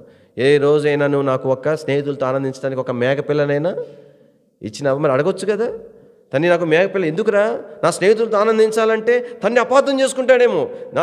నా ఇంటిలో ఇంత సంతోషం ఉంటే, పని వారు కూడా ఇంత ఆనందంగా ఉంటే, ఇక్కడ లేని సంతోషము బయట స్నేహితులతో కావాలా నీకు? నీ చిన్న కుమారుడు అట్లా చేసే కదా నువ్వు కూడా వాళ్ళకి అయినావేమో అనుకుంటాడేమో తండ్రి. ఆ పనివారు కూడా చూసి ఒరే మంచివాడు అనుకుంటే ఇట్లా అంటాడు అనుకుంటాడేమో. ఎంతకాలం దాస్తావు? బట్ట బయలైపోయిన దినం అంటే కనుక తన కుమారుడు వచ్చిన సందర్భంలో అది బట్ట బయలైపోయింది. కాబట్టి దేవుని ప్రజలంగా జ్ఞాపం చేసుకోవాలా. అంటే లోపట ఉన్నదాన్ని మనం సరి చేసుకోవాలా. ఒకవేళ సరి చేసుకోలేదా ఒక దినాన దేవుని దాన్ని బట్ట బయలు చేస్తాడు, అనేకులు కనబడేట్టుగా చేస్తాడు. అంతవరకు నువ్వు దాచుకున్నావే లోపట, ఇప్పుడు బయట పడిపోలేదా? ఇప్పుడు పనివారు అనుకోలేదా, ఓహో ఇంతకాలం లోపల ఉన్నాడే కానీ లోపల ఇంత లోక ఆశలు పెట్టుకొని ఉన్నాడా అనేటువంటిది బయట పడిపోలేదా? రెండవదిగా చిన్న కుమారుడు మారిన వచ్చిన చిన్న కుమారుడిని తన సహోదరుడిని ఎంచడానికి కూడా ఇష్టం లేని కారణాన్ని బట్టి. కాబట్టి దేవుని ప్రేలంగా అది జ్ఞాపం చేసుకుని మత్తయి విషయంలో వాస్తవానికి మనం వేరే అంశానికి వచ్చేస్తాం. మత్తయి యొక్క జీవితంలో మనం చూస్తూ వస్తే మత్తయి ఎంతో చక్కగా మరి తన సేవ కొరకు అన్నీ విడిచిపెట్టుకొని ప్రభుని సేవించినాడు. దేవుని ప్రేలంగా జ్ఞాపం చేసుకుందాం. కానీ ఒక దినాన ప్రభు రాజ్యంలో మనం వెళ్ళాలా? నా సహోదరుడు నా సహోదరి వారిని దేవుడు అంగీకరించడా, క్షమించడా నాకు సంబంధం లేని విషయం. అయితే నేనేం ఎంచాలంటే నా సహోదరుడు నా సహోదరి అని నేను ఎంచాలా. ఒకవేళ విపరీతమైన ద్వేషం పెట్టుకున్నాను, ఏ విషయంలో నేను ద్వేషం పెట్టుకున్నానో బహుశా ఆ విషయాల్లో దేవుని నా సహోదరుడు తప్పేయండి ఉండొచ్చు. అయితే నాకు తెలిసిన ఆ సహోదరుడు దేవుడు తన జీవితంలో కార్యం చేశాడని సరిచేయబడ్డాడని నాకు తెలుస్తుందా? ఆ ద్వేషం అట్లనే ఉంటుంది. బహుశా నాకంటే యోగ్యంగా సిద్ధపడిన ఆ సహోదరుడు నాకంటే ముందు లోకాన్ని విడిచిపెట్టి వెళ్ళిపోవచ్చు. అయితే ఒక దినం వస్తుంది, ఒక దినం నేను కూడా లోకాన్ని విడిచిపెడతాను, నేను కూడా దేవుని రాజ్యానికి వెళ్తాను. ఎదురుగా నా ప్రభుతో కూడా నేను ఎవరిని చూస్తాను చెప్పండి? ఎవరిని చూస్తాను? ఎవరు చూస్తాను? పెద్ద ప్రశ్న. చెప్పండి, జవాబు చెప్పండి. ఏ సహోదరినైతే నేను తృణీకరించి వ్యర్థముగా నా హృదయం నిండా ద్వేషం పెట్టుకున్నాను తను కనబడతాడు. ఇంకా అది పరలోకంలో నాకు కనబడదు. నాకు ఎట్లా సంతోషంతో ఆ రాజ్యంలో నేను వెళ్ళగలుగుతాను? నా ప్రభుతో ఉన్నట్టు కొరకై నేను ఆ రాజ్యంలో ప్రవేశించాను. అదే దేవుని రాజ్యంలో నన్ను దూరం చేసే ప్రమాదం ఉంది. కానీ భాగం భాగం పక్కన పెడితే మత్తయి ధనవంతుడు అయినప్పటికీ కూడా, తన సుంకరి అయినప్పటికీ కూడా ప్రభు తన సేవకు పిలిచినప్పుడు మరి తను సిద్ధపరచుకొని ప్రభు ఎద్దుకు వచ్చాడు. కాబట్టి తను అలా సేవ చేస్తున్నాడు. మత్తయి గురించి మనం బైబిల్లో ఇంకా ఏమి కూడా చూడలేము. కానీ అయితే మత్తయి ఎన్నో ప్రాంతాలు తిరిగి ఆయన సేవ చేసినాడని చరిత్రకారులు వారు మరి పుస్తకాల ద్వారా రాస్తూ వచ్చినారు.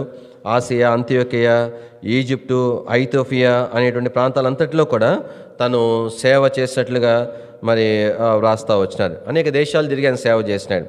ప్రాముఖ్యంగా ఐగుప్తు దేశంలో ఐగుప్తు రాజు మరి ఆ యొక్క ఏమంటారంటే మంత్రగాళ్ళు అనేకులను ప్రజలను భయపెట్టడానికి అనేక రోగులు చేసేవారంట. ఆ సందర్భంలో మత్తయి వెళ్ళి వారి సువార్త చెప్పి అట్లాగిన మూఢనమ్మకాలను బట్టి అదే సమయంలో ఆ మంత్రశక్తులను బట్టి వాళ్ళ రోగులైతే వారిని బాగు చేస్తూ వచ్చేవాడు. ఆ సందర్భంలో ఆ క్రమంలో ఫరో యొక్క కుమారుడు చనిపోయిన కుమారుడు మత్తయి యొక్క ప్రార్థన ద్వారా తను బ్రతికించబడినాడంట. అందుమాదిరే కాదు, ఆ యొక్క ఫరో యొక్క కుమార్తె కుష్ఠరోగం ఉంటే తన యొక్క ప్రార్థన ద్వారా ఆమె కూడా బాగు చేయబడతా వచ్చిందని. తర్వాత ఇక మత్తయి విషయంలో మరి రాళ్లతో కొట్టారు అని చంపారు అనేటువంటి ఒకటి ఉన్నది. మరొకటి మరి ఒక రాజు కాలంలో ఏ విధంగా మత్తయిని ఒక రకమైనటువంటి గడ్డితో చుట్టివేసి నిలబెట్టి చుట్టూ కట్టెలు పేర్చి కాబట్టి మరి నిప్పు ముట్టిస్తూ వచ్చినారు.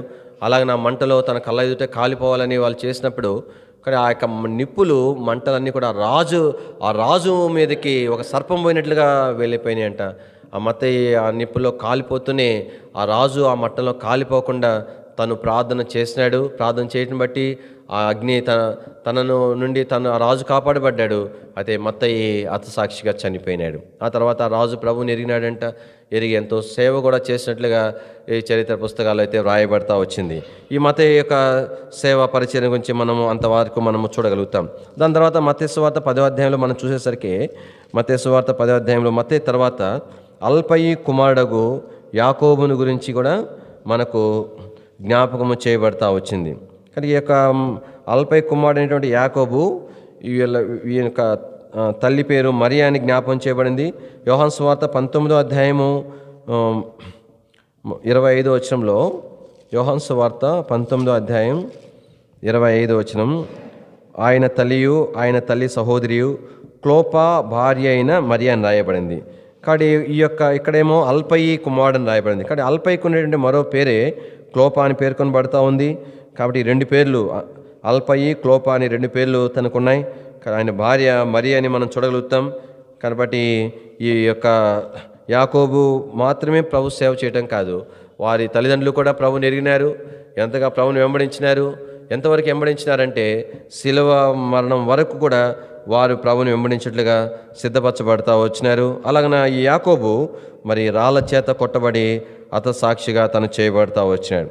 తర్వాత మూడోగా చూస్తే 10వ అధ్యాయంలో మత్తయి సువార్తలో తద్దయి అను మారు పేరు గల లెబ్బయిని గురించి జ్ఞాపం చేయబడతా ఉంది. కాబట్టి ఇక తద్దయి అనే పేరుకు ప్రియమైన బిడ్డ అనేటువంటి అర్థము వచ్చేట్టుగా మనకు కనబడతా ఉంది. దేవుని వాక్యంలో మనం చూస్తూ వస్తే ఈయనకు మరొక పేరు కూడా ఉన్నట్లుగా దేవుని వాక్యంలో జ్ఞాపం చేయబడింది. యోహాను సువార్త 14వ అధ్యాయము, యోహాను సువార్త 14వ అధ్యాయం 22వ వచనం, ఇస్కరియోతు కాని యూదా. ఇక్కడ ఏమని రాయబడుతుంది? ఇస్కరియోతు కాని యూదా. ఆ ఇస్కరియోతు కాని యూదా ఎవరంటే కాబట్టి తద్దయి అని మారు పేరు గల లెబ్బయి. కాబట్టి ఈయనకే మరొక పేరు, మూడు పేర్లు ఉన్నాయి. తద్దయి, లెబ్బయి, యోదా అనేటువంటి పేర్లున్నాయి. కాబట్టి తద్దయి కూడా దేవుని యొక్క సేవ చేస్తూ వచ్చినాడు.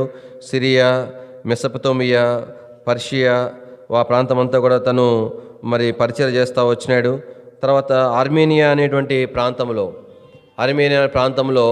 మరి అక్కడ నరమాంస భక్షకుల మధ్య తను పరిచర్య చేస్తూ వచ్చినాడు. కాబట్టి ఆ సందర్భంలో వారందరూ కూడా ఒకసారి ఈ యొక్క యోధాను చంపాలని వాళ్ళు ఆలోచన చేస్తూ వచ్చిన తర్వాత మరొక రాజు తనకు మరణశిక్ష విధిస్తాడు.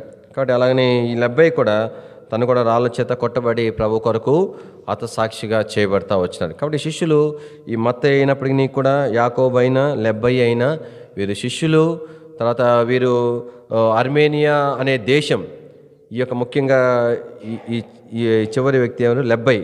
ఈ లెబ్బయి అనేటువంటి ఈయన అనేక దేశాలు సువార్త చేసి, సిరియా, మెసొపొతేమియా, పర్షియా అనే ప్రాంతం సువార్త చేసి, అర్మేనియా దేశం అంతా కూడా మరి క్రైస్తవ దేశంగా మారిపోవడానికి తను సేవ చేసినాడు. కాబట్టి ఇక్కడ ఈ లెబ్బయి బర్తలోమయి ఇద్దరు కలిసి ఈ యొక్క అర్మేనియా అనేటువంటి దేశంలో సేవ చేస్తున్నారు. ముఖ్యంగా మరి క్రీస్తు శకము 1వ శతాబ్దంలోనే మొట్టమొదట ఆ యొక్క మరి క్రైస్తవ దేవాలయాలు వీళ్ళ పేరు మీద అర్మేనియా అటువంటి దేశంలో కలుగుతూ వచ్చినాయి. ఆ దేశం అంతా కూడా ఇప్పటికీ కూడా క్రైస్తవ దేశముగా చేయబడతా వచ్చింది. కాబట్టి ఈ శిష్యుల విషయాలు మనం చూస్తూ వస్తే వీరు ఒక ప్రాంతంలో ఉండి సేవ చేసిన వారు కాదు, ఒక ఊరు కాదు, ఒక రాష్ట్రం కాదు, ఒక దేశం కాదు. ఆ దినాలలో పైసలు ఎక్కువ లేకపోయినా కూడా, ప్రయాణ సాధనాలు లేకపోయినా కూడా, కాబట్టి ఎంత కష్టపడ్డారో తెలియదు, ఎంతగా పైకము సమకూర్చుకున్నారో తెలియదు, ఎంత బహుశా అంటే ఓడల్లోనే వాళ్ళు ప్రయాణం చేయాలి, కొన్ని మాసాల ప్రయాణం చేయాలి, ఒక దేశం నుంచి ఇంకొక దేశానికి ఎట్లా వాళ్ళు ప్లాన్ చేస్తున్నారో తెలియదు. కానీ ఒక్క అపోస్తలుడు మినిమం అంటే మినిమం 4-5 దేశాల్లో వారు సేవ చేస్తూ వచ్చినారు. ముఖ్యంగా ఈ యొక్క లెబ్బయి ఈ యొక్క మరి అర్మేనియా దేశం అంతా కూడా ప్రభు నిర్విఘ్నంగా సేవ చేస్తున్నాడు. ఎంత శ్రేష్టమైన ఆధిక్యత! ఈ దినాలలో దేవుడు ఇచ్చినటువంటి ధన్యత. ద్వారాలు తెరవబడినప్పుడే దేవుని యొక్క వాక్యం ప్రకటించాలి. ఒక్క మనుషుడు వల్ల దేశం అంతా అట్రాక్షన్. ఆ దినాల్లో మరి అమాయకుల దినాలు. ఈ దినాల్లో సోషల్ మీడియా వచ్చేసింది. ప్రతి ఒక్కడు ఏమేమో నేర్చేసుకుంటున్నాడు. ఎవరిని వాదించలేం, ఎవరిని ఒప్పించలేం. కాబట్టి అయినప్పుడు కూడా దేవుడు తనను వాడుకున్నాడు, బలంగా వాడుకున్నాడు. ఆ దేశమంతా కూడా ప్రభు నిరయడానికి ప్రభు సహాయం చేసినాడు. ప్రారంభ దినాల్లో మన ప్రాంతంలో దైవజనుడు భక్సింగ్ గారిని లేపుకున్న తర్వాత అప్పటికి పాకిస్తాను, ఇండియా కలిసి ఉన్నటువంటి క్రమంలో పాకిస్తాన్లో కొంత ప్రాంతము మరి ఏదో అంటారు, సిక్కుల ప్రాంతం ఏదో అంటారు మన ఇండియాలో, పంజాబ్. అక్కడ కూడా పంజాబ్ ఉంది కదా, పాకిస్తాన్లో కూడా పంజాబ్. ఆ పంజాబ్ ప్రాంతానికి వెళ్ళి తన సువార్త ప్రకటించినాడు, సేవ చేసినాడు. ఆ దినాల్లో మరి ఆ ముస్లిం దేశం ఇవన్నీ కూడా కలిసి ఉన్నాయి. కలిసి ఉంటే చక్కగా ఆయన పరిచయం చేసినాడు.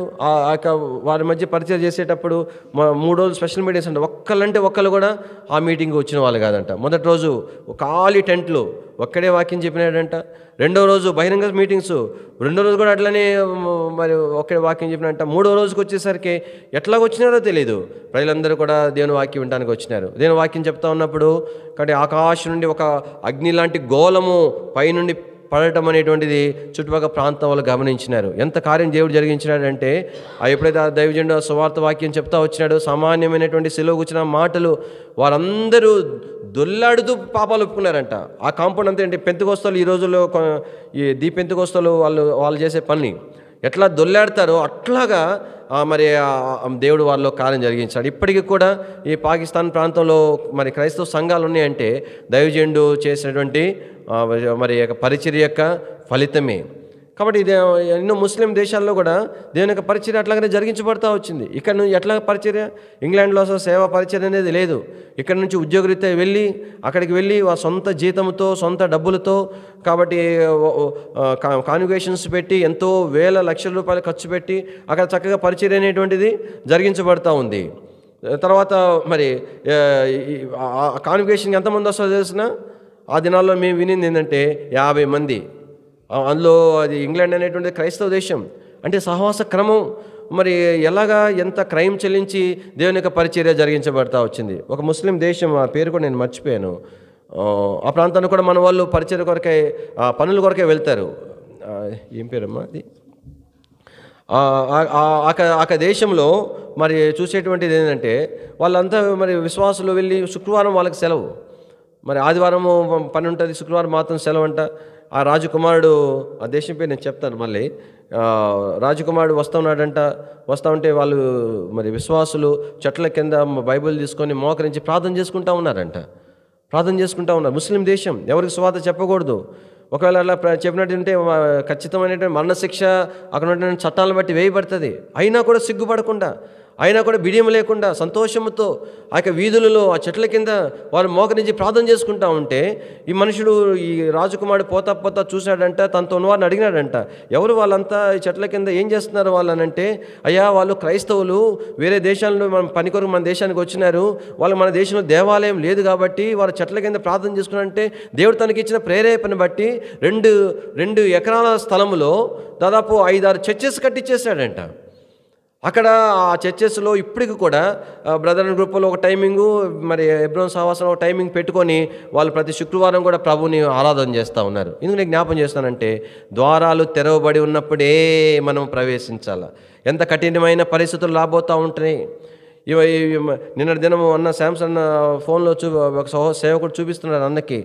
ఆ యొక్క ఆర్ఎస్ఎస్ వాళ్ళు మరి సువార్త ప్రకటించే వాళ్ళని పెట్టి కొడితే 4 శవాల్లాగా పడిపోయినారు, ఒంటి నిండా గాయాలు. నిన్న కాలంలో ఈరోజు కాలంలో అక్కడ వాళ్ళు స్ట్రైక్ చేస్తున్నారు. అవన్నీ ప్రయోజనం రావు. ఎంతగా దేవుని యొక్క పరిచర్యకు ద్వారాలు మూయబడుతున్నాయో చూడండి. మా అమ్మ ఈరోజు ఫోన్ చేసి చెప్తా ఉంది, ఎక్కడ అది అస్సాంలో అనుకుంటా ఒక చట్టం తీసుకొని వచ్చినారంట. ఏంటి ఆ చట్టం తీసుకొచ్చినారు? క్రైస్తవులుగానే ఉండాలా, హిందువులుగానే ఉండాలా. ఎక్కడ కూడా క్రైస్తవులు బహిరంగ సువార్త మీటింగ్స్ పెట్టుకోకూడదని చెప్పి మరి ఒక ఆర్డర్ తీసుకొని వచ్చేసినారంట. ఎలాంటి పరిస్థితులు రాబోతున్నాయి చూడండి. ఒకవేళ కనుక మళ్ళా తిరిగి ఇదే బీజేపీ ఇదే మెజారిటీతో కనుక వస్తే ఆంధ్రప్రదేశ్ కాదు, ఏ ప్రదేశ్ అయినా సరే సచ్చినట్టు కూడా సంపూర్ణంగా మరి పరిచర్య కొరకే ద్వారాలు మూయబడిపోతాయి. ఇదనాలో అస్సాం, మరి పక్కనే ఒరిస్సా ఉంది, ఎంత కఠినమైన ప్రాంతం. మేము ఆడున్నప్పుడు ఈ ప్రాంతం గురించి వింటూ ఉండేవాళ్ళం, ఎంతో ప్రార్థన చేసేవాళ్ళం ఒరిస్సా గురించి. అరకు వచ్చిన తర్వాత ఒరిస్సా బార్డర్లో ఉన్నామని చెప్తే ఎంత సంతోషం అయిపోయిందో. చేతగాని వారం బలహీనమే మనం, అయినా కూడా ఎంతో కొంత ఆశ. కానీ ఇంత సమీపంలో ఉన్నాం, ఏదో ఒక ప్రాంతంలోకి వెళ్ళి మనం సువార్త ప్రకటించాలి. చిన్న బ్రాంచ్ అయినా సరే మన కొరకే కలిగి ఉండాలనేటువంటిది. యేసుదాస్ బ్రదర్ అని అక్కడ నుండి సేవ కొరకే యవనస్తుడు వచ్చినాడు. అప్పుడప్పుడు మళ్ళీ తిరిగి ఆ ప్రాంతానికి వచ్చినప్పుడు జమ్మలమడుగు నుంచి తను సేవ తరబేతిలో నుండి ఈ యొక్క ఒరిస్సా ప్రాంతాన్ని పంపించబడిన నేను వచ్చినప్పుడు అడిగేవాడిని, ఎట్లా జరుగుతుంది పరిచర్య అని అడిగితే ఆ సహోదరుడు చెప్పేవాడు, అన్న కాబట్టి ఒక 3 కనుక కొత్త వాళ్ళు వచ్చారంటే 5 మంది మానుకుంటారని చెప్పినాడు. ఎంతమంది కొత్త వాళ్ళు అంటే చెప్పండి? 3 వస్తే ఉన్నోళ్ళు 5 మంది, ఒక్కరు వస్తే 2 మానుకుంటారంట. అందుకని ఎట్లా సేవ చేస్తే బైబిల్ పట్టుకుని, అంటే దాదాపుగా ఒక 10 సంవత్సరాల క్రితం సంగతి చెప్తున్నాను, బైబిల్ పట్టుకొని బయటికి వెళ్ళకూడదని అని చెప్పినారు. ఆ తర్వాత మరి ఎట్లా మరి సేవ చేస్తున్నారంటే, ఏదో పని మీద ఉన్నట్లు మేము ఉండిపోతాము. కాబట్టి రహస్యంగా వెళ్ళి బైబిల్ లేకుండా వెళ్ళి కొంతమంది సువార్త చెప్తాము. వాళ్ళు కూడా రహస్యంగా దొడ్డి దారిన వాళ్ళు వస్తారంట, వెనకాల గేట్ నుంచి వస్తారు. అక్కడ ఆరాధన చేస్తున్నట్టు ఎవ్వరికి కూడా తెలియదు. అలాంటి పరిస్థితుల్లో వాళ్ళు సేవ చేస్తూ వచ్చినారు. తర్వాత ఆ సహోదరుని మీద మరి ఒకసారి ఆ యొక్క మరి యాక్సిడెంట్ చేస్తే కాలు ఇరిపోయిన తర్వాత వచ్చాడు. అందరూ కూడా ప్రార్థన చేసిన ఆ ప్రాంతంలో. తర్వాత తిరిగి ఎట్లా ప్రభుత్వం ధైర్యపరిచినాడు. ఆ తర్వాత ఇంక ఈ మనుషుని చంపేయాలని చెప్పి భయంకరమైన యాక్సిడెంట్ చేసినాడు. మొహమంతా కన్ను సగం పోయింది, మొహమంతా వాసిపోయింది, నడవలేకపోతున్నాడు, కుంటివాడుగా అయిపోయినాడు, గాయాలతో ఉన్నాడు. అలాంటి స్థితిలోనే మరి ఆ పరిస్థితుల్లో శాంసన్ కుమారుడు ఎఫీ మ్యారేజ్లో ఆ సహోదరుని చూచినాను. అప్పుడు నేను అనుకున్నాను, ఇన్నిసార్లు తను మరి అటాక్ జరిగింది, ఈ పరిస్థితుల్లో తను మళ్ళా వెళ్ళడు అని అనుకున్నాను. ఏ సేవకులు కూడా మళ్ళీ వెళ్ళయని మరి ఆయన గురించి మరి చెప్పే స్థితులు లేదు. అయినా కూడా ఆ పరిస్థితుల్లోనే ఆ సహోదరుడు మళ్ళా తిరిగి ఒరిస్సా ప్రాంతంలోకి వచ్చి తను సేవ ప్రారంభించినాడు. ప్రభు స్తోత్రాలు. ఇప్పుడు కొంత దేవుడు ఆ పరిచయం అభివృద్ధి పంచినాడంట. 20 మందో 25 మందో కూడుకుంటున్నారంట. అది కదా సంఘం అంటే. 100 మంది 1000 మంది ఉన్న సంఘం కంటే శ్రేష్టమైన సంఘం కదా అది. అంత క్రైము, యవనస్తుడు తనకు భార్య ఉంది, పిల్లలు ఉన్నారు, అంత క్రైము చెల్లించి కదా దేవుని యొక్క పరిచర్య చేయడం అంటే. దేవుని వాక్యంలో శిష్యుల యొక్క జీవితాలు మనం చూస్తూ వస్తే ప్రతి వారు కూడా సాక్షులుగా చేయబడినారు కదా. ఆయన శిష్యుడు అంటే అర్థం అదే కదా, ప్రాణాన్ని తెగించి ప్రభువును సేవించడమే కదా అర్థం. చివరి దినాల్లో ప్రార్థన చేసుకుందాం, కొంతమేర తీర్మానం చేసుకుందాం. కాబట్టి ద్వారాలు తెరవబడి ఉండగానే మనం ప్రవేశించడం అనేది ఎంతో ప్రాముఖ్యం. ద్వారాలు తెరవబడినప్పుడే సాధ్యమైనంత చేయగలిగిన వరకు దేవుని యొక్క సువార్తను మనం తీసుకుని వెళ్ళటం అనేటువంటిది ఎంతో ప్రాముఖ్యమైనది. పాట అయితే చక్కగా పాడతాం కదా. తలుపులు తెరచియుండగానే విరిగిన మనసుతో సాగేదవా, తలుపులు తెరచియుండగానే విరిగిన మనసుతో సాగేదవా, కాలమపాయము గానుండే సమయము సద్వినియోగించు, కాలమపాయము గానుండే సమయము సద్వినియోగి, చీకటి కాలము వచ్చుచుండే, కృపకాలము ఉపయోగించు. చీకటి కాలము వచ్చుచుండే, కృపకాలము నుపయోగించు. తలుపులు తెరచియుండగనే, విరిగిన మనస్సుతో సాగెదవా. తలుపులు తెరచియుండగనే, విరిగిన మనస్సుతో సాగెదవా. తలుపులు తెరచియుండగనే, విరిగిన మనస్సుతో సాగెదవా. తలుపులు తెరచియుండగనే, విరిగిన మనస్సుతో సాగెదవా. కాలమపాయముగానుండే, సమయము సద్విని. ఈ దినాల్లో మనకు ఉండవలసిన ఆకలి దప్పులు ఏంటంటే ఆత్మల రక్షణ కొరకైన భారం. ఒక బ్రాంచ్ ఒక దగ్గర పెట్టినామంటే అర్థం ఏంటి? వారం వారం హెడ్ క్వార్టర్ అండి ఒక వర్తమానం పంపడం కోసం కాదు, ఆ బ్రాంచ్ని ఆధారం చేసుకుని చుట్టుపక్కల సువార్త ప్రకటించడం కొరకే, కొందరైనా రక్షణలోకి వచ్చేటి కొరకే, ప్రయాసపడ్డ కొరకే. అందుకొరకే దేవుడు మన కొరకే ఏర్పాటు చేసింది. ఒక బ్రాంచ్ అంటే అర్థం ఏంటంటే, ఒక సంఘం ఏర్పాటు పడిన అర్థం ఏంటంటే అది దీపస్తంభం. దీపస్తంభం అనేకులు వెలిగి ఇవ్వటానికి. కానీ దేవుని ప్రజలంగా మనం కలిసి వెళ్ళి అక్కడ దేవుని ప్రజలతో కలిసి పరిచర్య చేయడం ద్వారా వారు కూడా సిద్ధపరచబడి వారు కూడా ప్రోత్సహించబడతారు. కానీ జ్ఞాపం చేసుకునే విషయం ఏంటంటే, దేవుని యొక్క పరిచర్య అనేటువంటిది ఎంత క్రైమ్తో కూడుకున్నటువంటిది. శిష్యుల జీవితాలు చూస్తూ ఉంటే నాకు అర్థమవుతున్నది ఏంటంటే, ఒక్కళ్ళే లోకమంతా పోయినారు, ఒక్కళ్ళే అనేక దేశం వెళ్ళినారు. ఏమి మోరల్ సపోర్ట్ లేదు, ఏం పర్వాలేదన్నా మేము ప్రార్థన చేస్తామని ధైర్యపరిచిన వాళ్ళు ఎవరు లేరు. ఏమీ లేకపోయినా, ఏ ప్రోత్సాహం లేకపోయినా, వాళ్ళు వింటారో వినరో తెలియకపోయినా క్రైమ్ చెల్లించి సేవ చేసినారు. ఈ దినాల్లో ఎందరో దేవుని ప్రజల యొక్క ప్రార్థన యొక్క సపోర్ట్ ఉంది, ఎందరో దేవుని ప్రజల యొక్క ప్రోత్సాహం ఉంది. పరిచయం చేస్తుంటే సేవకులు కూడా మనకు ప్రార్థన చేసే వాళ్ళు ఉన్నారు, పరిచయం చేస్తుంటే వాళ్ళు ప్రోత్సహించే వాళ్ళు ఉన్నారు. ఏం పర్వాలేదు, మేము కూడా సహాయపడతాం అనేవాళ్ళు ఉన్నారు. ఈ దినాల్లో ఎంతగా మనం పరిచయం చేయాలా? దేవుని వాక్యంలో ఒక మిషనరీ మనకు బాగా పరిచయమైన వ్యక్తి, ఆయన పేరు విలియం కేరీ. విలియం కేరీ ఎట్లా వచ్చినాడు మన దేశానికి చెప్పండి? ఎలా ఒక్కడే వచ్చినాడు. మరి భార్య పిల్లలతో తను మన భారతదేశానికి వచ్చినాడు. ఎంత కష్టపడి పరిచర్య చేసినాడు, ఎంత కష్టపడి మన దేశానికి వచ్చిన తర్వాత 26 భాషలు తనని అనర్గళంగా నేర్చుకున్నాడు. 26 భాషలు. నాకు ఆశే, మేము చిత్తూరులో ఉండేటప్పుడు మేము అనుకున్నాం తమిళనాడు ప్రాంతంలో పరిచర్య ఆ దగ్గర ప్రాంతంలో కావాలి మనం తీసుకెళ్ళని చెప్పి ఆడున్న కాలం అంతా కూడా ఈ తమిళ్ నేర్చుకోవాలని చెప్పి నాన్న పాటలు పడితే 4 మాటలు వచ్చినాయి. నల్లారికి రెంగల సాపాడు సాప్టెంగల 2 మాటలు నేర్చుకుని మిగతా రాలా నాకు. ఇక్కడికి వచ్చిన తర్వాత కూడా నాకు చాలా ఇష్టము యాక్చువల్గా ఈ ఒరిస్సా భాష నేర్చుకోవాలా అనే ఆశ ఉంది. కానీ వస్తుంది, హిందీ నేర్చుకోవాలని ఉంటుంది, ఇంగ్లీష్ నేర్చుకోవాలని ఉంటుంది, ఏది రాదు. ఉన్న భాష సరిగ్గా రాదు, ముందు తర్వాత సంగతి. 26 భాషలు నేర్చుకున్నాడు ఆ మనుషుడు. ఎంత క్రైమ్ చెల్లించినాడు? 26 భాషల్లోనికి కొత్త నిబంధన తను తర్జుమా చేసినాడు. 26 భాషలో తర్జుమా చేసి మన భారతదేశానికి ఆ యొక్క ముద్రణ యంత్రాన్ని మొట్టమొదట భారతదేశాన్ని తీసుకొచ్చిన మనుషుడు విలియం కేరీ. బెంగాలీకి భాష ఉంది. ఈ ప్రాంతంలో కూడా మన ఈ ట్రైబల్ ఏరియాలో ఉన్న భాషకు లిపి లేదు అని అంటారు. కొంతవరకు ఇంతమంది మిషనరీ కొంత ప్రయాసపడ్డారని విన్నాను, ఎంతవరకు నిజమో తెలియదు. కానీ బెంగాలీ భాష ఉంది కానీ దానికి లిపి లేదు. లిపిని కలిపెట్టిన వాడు విలియం కేరీ. బెంగాలీ భాషలో మొట్టమొదటి డిక్షనరీ రాసినవాడు మరి విలియం కేరీ. అందుకని మరి విలియం కేరీ సేవకులను గుర్తించి మన భారతదేశము మా యొక్క మరి రెవెన్యూ స్టాంపును ఆయన పేరు మీద ఆయన ఫోటోతో రిలీజ్ చేస్తూ వచ్చింది. ఎంత సేవ చేసినాడు, ఎంత పరిచయం చేసినాడు, ఎంత చేసి 26 భాషలోనికి కొత్త నిబంధనలన్నీ తర్జుమా చేసి రాత్రి పగళ్ళు నిద్ర లేకుండా చేసి ఆ యొక్క యంత్రంతో రాత్రి పగళ్ళు దాన్ని ముద్రించి అన్నీ కూడా బైబిల్ అన్నీ పేర్చి నీట్గా కొన్ని 100 బైబిల్ సిద్ధపరిస్తే కాబట్టి ఏమైపోయింది? అగ్ని మొత్తం కాలిపోయింది. అగ్ని ప్రమాదం జరిగి మొత్తం కాలిపోయింది. అన్నీ కాలిపోయినాయి, అన్ని బైబిల్ కాలిపోయినాయి. ఎంత గుండె తరుకుబాటు చెప్పండి. మళ్ళా తిరిగి ప్రారంభించి మళ్ళా తిరిగి 26 భాషల్లో మళ్ళా తిరిగి బైబిల్ అంతని కూడా తను తర్జుమా చేస్తూ వచ్చినాడు. ఆ యొక్క సాంస్క్రిట్లో కూడా భాషను తర్జుమా చేసినాడు. ఆ యొక్క బ్రాహ్మిన్స్ని పిలిచాడంట, నాకు నేర్పించండి ఆ భాష అంటే వాళ్ళు పైకి కింద చూసి ఒక నవ్వు పోయినారంట.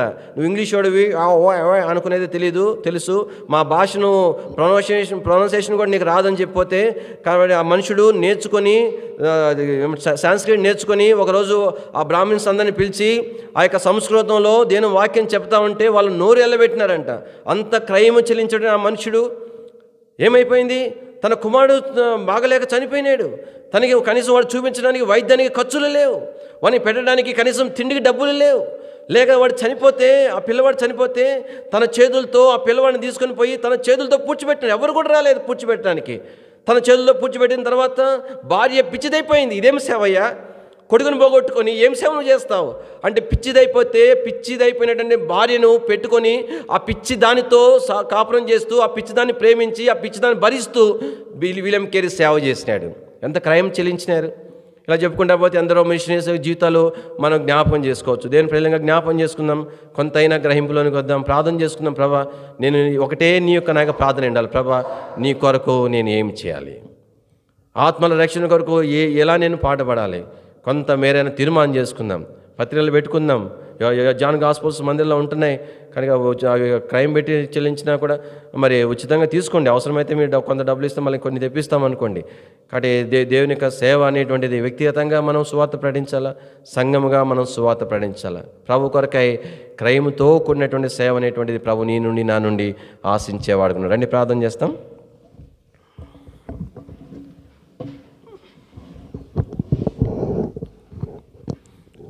ప్రియమైన మా తండ్రి పరిశుద్ధ దేవ, మీ స్తోత్రాలు చేయించుకుంటున్నాం. మా యొక్క జీవితాన్ని మా జ్ఞాపం చేస్తున్న బట్టి స్తోత్రములు. ప్రభా, యాకోబు కూడా మా జ్ఞాపం చేస్తున్న బట్టి స్తోత్రములు. ప్రభా, తద్దయ్యి అనే లెబ్బయ్యి అనే మారు పేరు గల యోధాన్ని జ్ఞాపం చేస్తున్న బట్టి స్తోత్రం చెల్లించుకుంటున్నాం. ప్రభా తండ్రి, వారి యొక్క క్రయాన్ని బట్టి స్తోత్రములు, వారి సేవను బట్టి స్తోత్రములు. ప్రభా, వారి యొక్క సేవ కొరకే వారి సమర్పణ బట్టి స్తోత్రములు. సమస్తాన్ని వాళ్ళు పరిత్యజించిన విధానం బట్టి స్తోతిస్తుంటున్నాం. లేదా జ్ఞాపం చేసుకున్నాము, చివరి దినాలలో కొంతమేరైనా వారిని పోలి మేము నడుచుకునే వారిగా చేయండి. కొంతమేరైనా ప్రభా నిచ్చిన మా తండ్రి, మా ప్రభు కొరకు కొంత అయినా ప్రయాసపెట్టు కొరకై మాకు ఇవ్వబడిన తరుణం ఉన్నప్పుడే, అవకాశం ఉన్నప్పుడే ప్రభా మేము జారువిడ్చుకోకుండా మాలో కార్యం చేయవలసిందిగా ప్రార్థన చేస్తుంటున్నాం. దగిలిన ప్రేమగలిగిన హస్తము అప్పగించుకుంటున్నాం. మహిమా ఘనత ప్రభావం మీకు ఆరోపించుకుంటున్నాం, సాగిలి పడుతున్నాం.